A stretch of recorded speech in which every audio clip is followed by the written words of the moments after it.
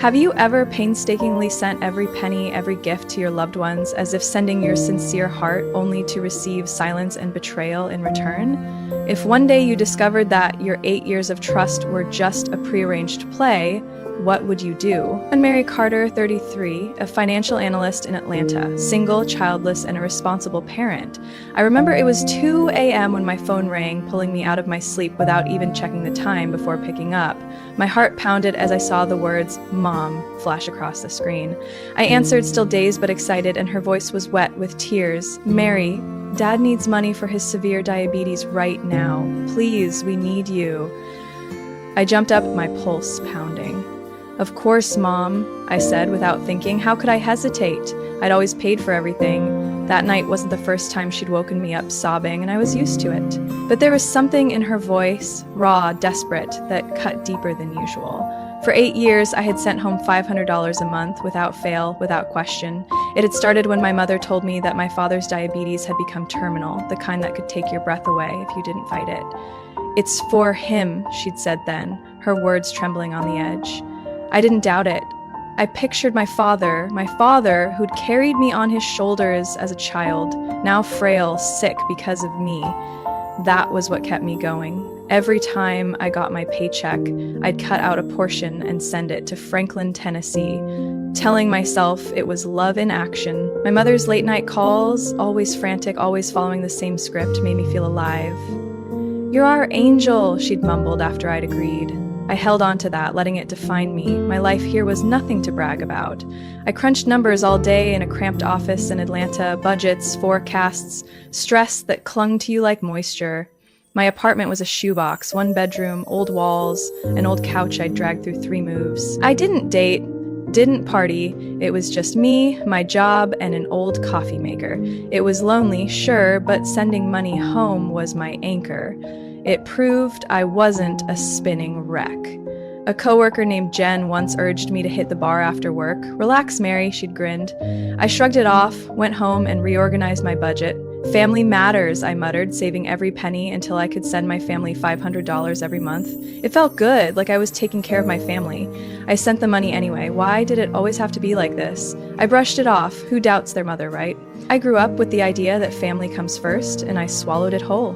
The doubt melted away, buried under habit. A few weeks later, at 2 a.m., I decided to drive up to Franklin for a family barbecue.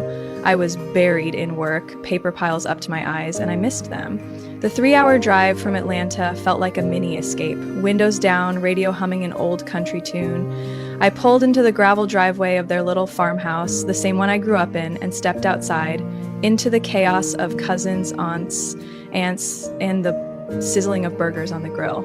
Smoke was billowing from the backyard, and for a minute it felt like home. Warm, loud, alive. But then my sister Cassie spotted me and the mood changed. She sauntered over, a beer in one hand, her pink nails shining in the sun. "Okay, look who did this," she said, her voice dripping with something sharp. "I guess you're not too busy with us farmers, huh?"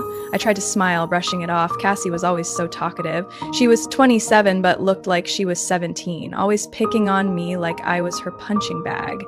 "Nice to see you," I replied, my voice light. She sneered, turning her beer bottle. "But it must be nice. No husband, no kids, just you and your fancy job. Bet you make a lot of money." Then she snapped her fingers, showing off the shiny new wallet dangling from her arm. "You gotta treat yourself sometimes, you know? Life is for living." I changed into a faded t-shirt and old sneakers, suddenly realizing I'd been saving every penny. I laughed anyway, grabbed a soda, and mingled with the crowd, telling myself she was just being Cassie. The barbecue continued, Uncle Ray grilling hot dogs, the kids chasing each other with water guns, but her story continued. Later, as I flipped a burger, she leaned in close. "Don't you ever get bored of being alone? I mean, no offense, but someone has to say, you work too much." Her tone was half teasing, half knife-like, and it was more shocking than I'd like to admit. I stripped down, plated the burger, and argued back, "I like my life." She snorted, walked off to flirt with one of my cousin's friends, leaving me standing there greasy-fingered, wondering why her words stuck. I shook my head, stayed a few more hours, and then everyone hugged goodbye. Driving back to Atlanta that night, I figured it was just sibling nonsense. Cassie had always been jealous. I had the career, she had the attitude, no big deal. It was the next morning when I was back in my apartment, sipping a warm cup of coffee, when I opened my banking app to pay some bills. My checking account stared back at me, $81. $81. I blinked, thinking it was an error. I'd had over $1,000 in it the week before. Then I withdrew my savings, $20,000, my emergency fund, my future, and it was gone. Back to zero. My stomach sank, coffee spilling onto my hand as I scrolled through the transactions. 3 transfers, all dated from the weekend, all from an IP address in Franklin, my parents' house. My hands shook so much I almost dropped the phone. What would you do if you found out that your loved one, the person you trusted the most, was the one who stole your life's work? Take a moment, drop a comment below, because your choice could help someone in a similar situation find a way. I zoomed in. $5,000, $8,000, $7,000, the precise, clear strokes, as if someone knew exactly what they were doing. This can't be right, I whispered, my voice echoing in the empty room. A bank error? A hack? Or, God no, something worse? I sat there, frozen, the numbers searing into my brain. My chest tightened, a mixture of panic and anger rising. I tried to breathe, to think clearly, but all I could see was Cassie's smug smile, that damn wallet, her live and let live. And my parents, did they know? Did they do this? I grabbed my keys, my phone, my laptop, anything to feel in control. I called my mom right then, my thumb smashing the screen. 1 ring, 2 rings, then nothing, straight to voicemail. I tried again, same thing, Mom had hung up.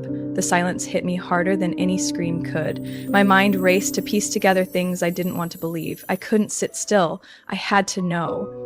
I'm going back to Franklin, I said loudly, my voice steady despite the storm inside. I put on my coat, stormed out, and hit the road, the 3-hour drive ahead, feeling like a countdown to something I wasn't ready to face. I didn't sleep that night after I saw my account wiped out. Around 3 a.m., I grabbed my laptop and opened my banking app. That's when I noticed something I'd overlooked before. A security alert from the weekend. New device login, Franklin. DN. My breath hitched. I never logged in from there. I checked the timestamps. They matched the exact hours I was flipping burgers at the barbecue. My blood ran cold. Someone had accessed my account while I was there. Someone under the same roof. I'd never shared my password, not even with my mom. Had they hacked me? I racked my brain, and there were no clues. The next morning, I called the bank, my voice shaky but determined. I need to report fraud, I told the representative, a guy named Tim with a slow voice. I laid it out, $20,000, missing, unauthorized transfers. He asked, as usual, are you sure it's not you? Maybe family? I snapped, no, I didn't give my life savings to anyone. He hung up, then came back.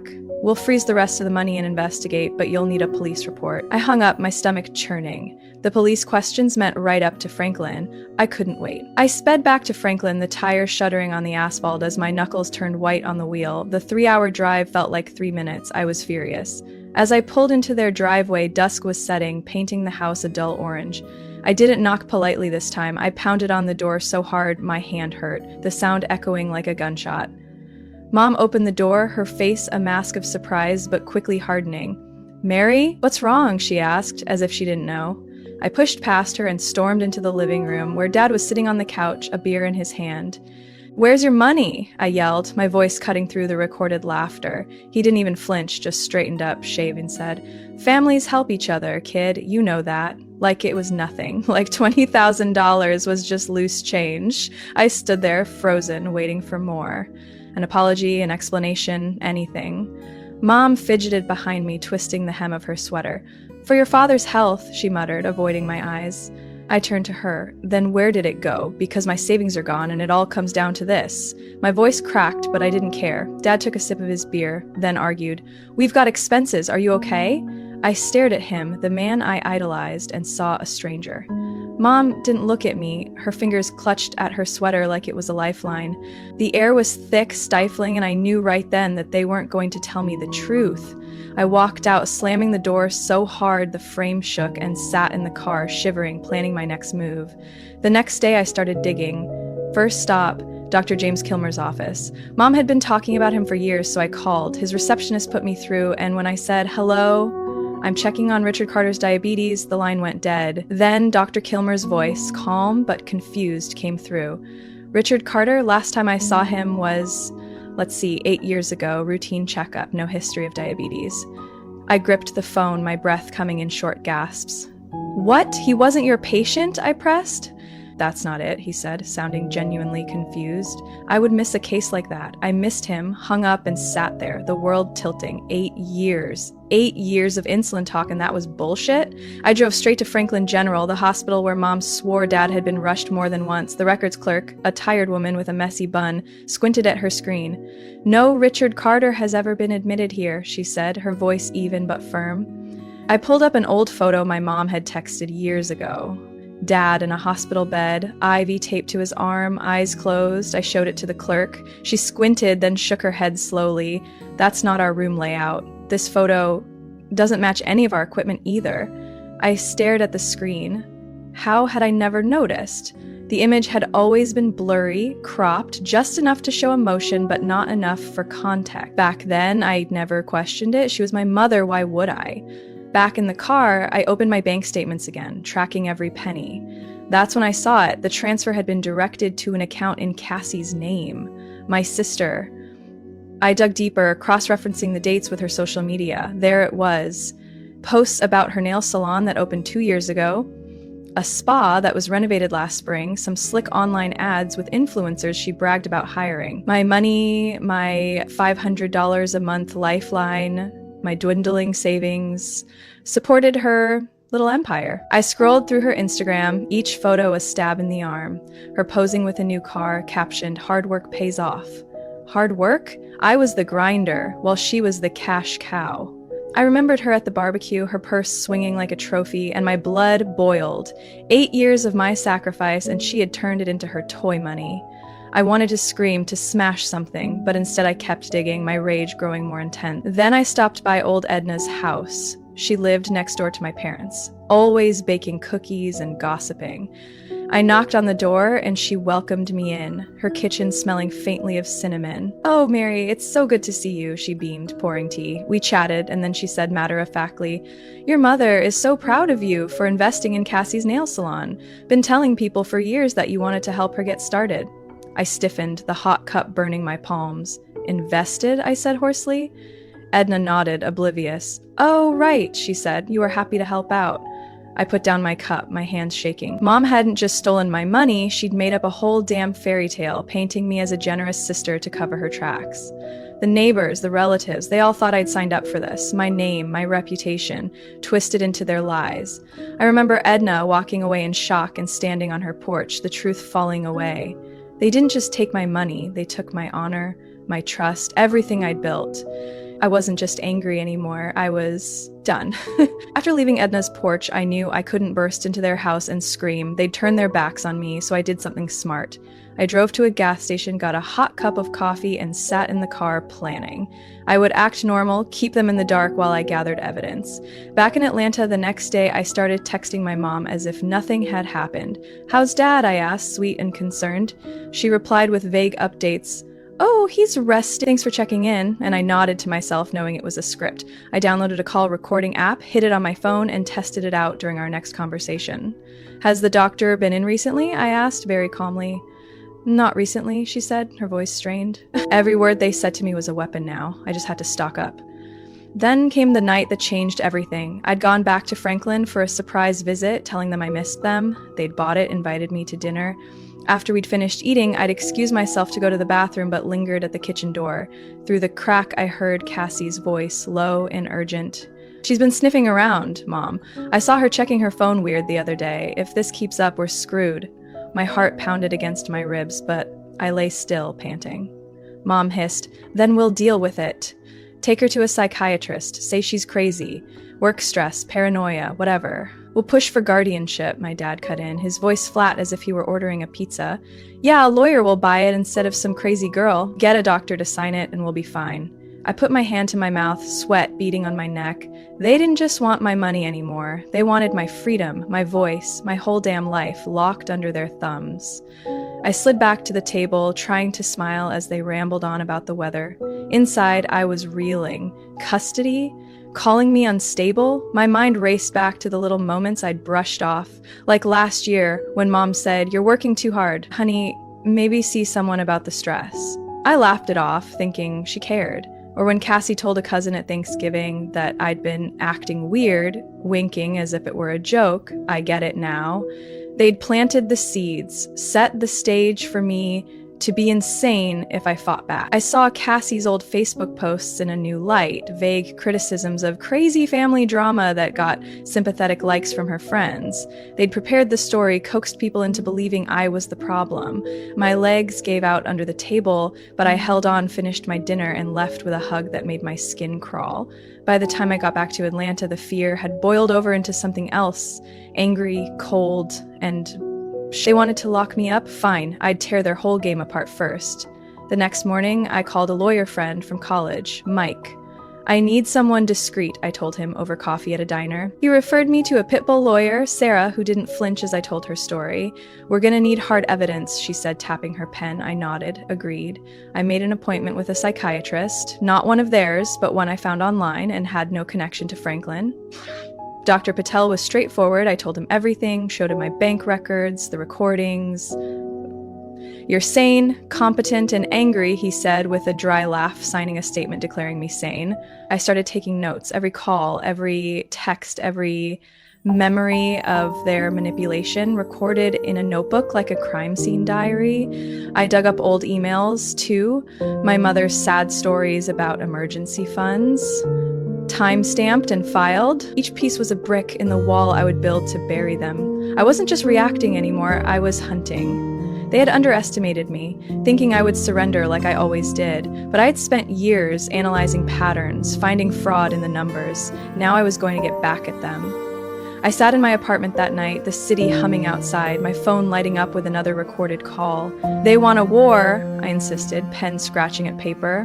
I'll give them a war they can't win. My hands no longer shook. They moved with purpose. I wasn't their pawn, their ATM, their scapegoat. I was no longer their good daughter. I was their coming reckoning, and they had no idea what they had unleashed. With the evidence I had, I took action. First, I went to Sarah, my attorney, who helped me compile a report.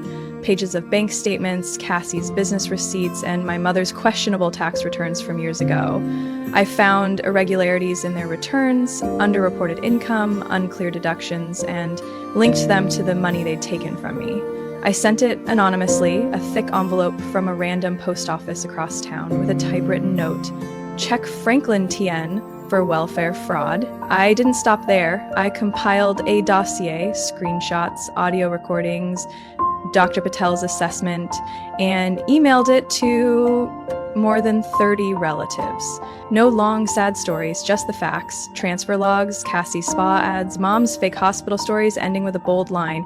This is why I'm done. Do not contact. I pressed send, watched the delivered tags pop up, and felt relief. They had built their castle on lies. I had just lit the fuse to blow it up. Cassie called me a week later, squeaking at my new unlisted number. Somehow she tracked it down. You're ruining me, she yelled. The salon is going downhill. The investors are pulling out. Fine, I said, flat and decisive, and hung up. I blocked her, not responding. Sarah got word from a contact the IRS had raided my parents' house. Agents showed up at their house, flipping through files while neighbors watched from their lawns. My mom tried calling too, leaving a voicemail I didn't hear. Mary, how could you do this? My dad didn't care. I guess he knew I wouldn't take the bait. A cousin texted me later, saw your parents arguing out front. Taxman took the box. What happened? I let it read. They'd lost their stimulus checks, Medicaid, food stamps, all gone after the fraud. Edna left a shaky apology on my old voicemail. I don't know, honey. I didn't call back. Silence is my gift to them now. I cut off all ties after that. Closed old accounts, opened new ones under locked profiles, untraceable, just mine. I threw away my old phone, got a new number, and erased my digital footprint. No more shared credit cards, no more shared anything. They would never touch me again. Cassie tried to come to my old place once. My landlord texted me to warn me. Some girl was screaming your name. The cops kicked her out. I'd moved out, but I'd hired a security guard for a month, just in case. He followed me discreetly, like a shadow in a black SUV, until I was sure she'd mentioned it. She didn't have the guts, or the money, to actually fight back. Sarah had filed for a restraining order too, which was a blessing. I locked the door, locked my life, locked my future, and threw away the key they once held. Then I rebuilt. I found an apartment in Midtown Atlanta, high ceilings, big windows, skyline views that felt like a new beginning. I signed up for a pottery class on a whim, something to fill the silence. The first class, I sat at the wheel, cool clay under my palms, and molded a warped bowl. The instructor, a friendly guy named Tom, grinned. Not bad for a beginner. I laughed, the first real laugh in months. Next, I dug out my old sketchbook, pencils collecting dust from years in a box. I drew late into the night, cityscapes, abstract swirls, each stroke revealing the person I'd buried beneath their mess. At pottery class, I met Mia, a quick-witted graphic designer with no baggage. We sat over coffee after class, swapping stories of bad bosses, not bloodsuckers. She didn't ask about my past, she just listened as I vented about my clay disasters. It wasn't family, but it was reliable family. Clean, spotless, sitting in the loft, string lights hanging from the brick walls, I sipped tea and looked out at the city below. My bowl, clunky but mine, held fruit on the counter. The IRS case was still ongoing. Last I heard, my parents might face a fine they couldn't pay. Cassie's shop closed, her Instagram went dark, relatives stopped texting, neighbors' whispers died down. I stopped checking. I didn't need to. They spent 8 years turning my loyalty into their ATM, trying to steal my sanity, but I'd reclaimed it, brick by brick, sketch by sketch. They don't have my future, I told the empty room, my voice flat. Mia was coming tomorrow. We'd glaze pots, order takeout, maybe plan a road trip, and for the first time it felt like freedom. I am not their daughter anymore. I am me, and that is enough. A few months later, I was settled. I even got a promotion at work, senior analyst, corner desk, a raise that made me breathe easier, no more dealing with other people's lies. But last week, that peace was shattered when an email pinged into my inbox. Mary, we need to talk. Cassie, my stomach twisted. But I didn't flinch. I'd blocked her everywhere. How had she found me? I hovered over delete, then opened it. Sorry, it read. I'm in Atlanta. Can we meet? No kidding? I stared at the screen, the cursor blinking like a challenge. I almost deleted it, but curiosity or stupidity won out. I agreed, but on my terms. A crowded downtown coffee shop. 2 p.m., public and safe. Sarah, my lawyer, was not happy when I told her on the phone. She has nothing to lose, be careful, she warned. I nodded, promised to record, and hung up. Wednesday came and I walked in, discovering Cassie at a corner table. She looked different, skinnier, no flash, chipped nails, a cheap hoodie in place of that designer handbag. I slid into the chair across from her, my phone tucked in my pocket, recording. 5 minutes, I said, my voice icy. She nodded, her eyes darting as if she were afraid of me. I screwed up, she began, quietly. The salon's closed. I'm broke, living in a friend's basement. I didn't want it to get this far. I leaned back, crossing my arms. I didn't mean to steal my life savings? Or did you just not want to be found out? Mom pushed. I said, yes, I know that's not the reason. I wanted to do it right. I smiled, sharp and empty. Do it right? You think coffee will fix this? She shook her head, pulling out a crumpled envelope. It's not much, $500, first payment. I'll keep going, I swear. I stared at the money, my mind flashing back to the years of depleted accounts. But I didn't touch it. Why now? I asked. Her eyes were filled with tears. I saw your emails to your family. Read them word for word. They cut me off too. Mom blames me. Dad doesn't talk. I'm lonely. Mary, I don't want forgiveness, just a chance. Her voice broke, and for a second I saw the little sister who had begged me to braid her hair, but I wasn't that Mary anymore. I sat there, the noise of the store filling the silence. Part of me wanted to take the money, tell her to stuff it in, walk out. Another part, smaller, quieter, wondered if she really wanted it. I'd spent months rebuilding, proving that I didn't need it. I wanted her obsequiousness to feel complete, or was I past it? Keep it, I said finally, sliding the envelope back. I don't need your crumbs. You want to fix this? Work it out without me. She blinked, tears welling up, but I stood. Don't contact me again unless it's through Sarah. We're done. I walked out, the bell jingling behind me, my steps steady. Outside, I sighed, the Atlanta sun warm on my face. I didn't feel triumphant, just relieved. She was no longer a burden to me. I had rebuilt this life. If you've made it this far, thank you for following Mary's story. Have you ever sacrificed so much for someone you loved that you forgot about yourself, or been misunderstood and taken advantage of by the people you trusted the most? Share your story in the comments below, whether you're 55, 60, or older. Your story can inspire, soothe, and empower others. And if you see yourself somewhere in this story, don't hesitate to click like to let me know you're here, and subscribe if you want to continue to hear honest, emotional stories like this. Don't forget to hit the notification bell so you don't miss the next video. Finally, I want to ask you one thing. If you could tell your younger self one thing, what would it be? Leave your answer below. I always read every comment with respect. See you in the next story.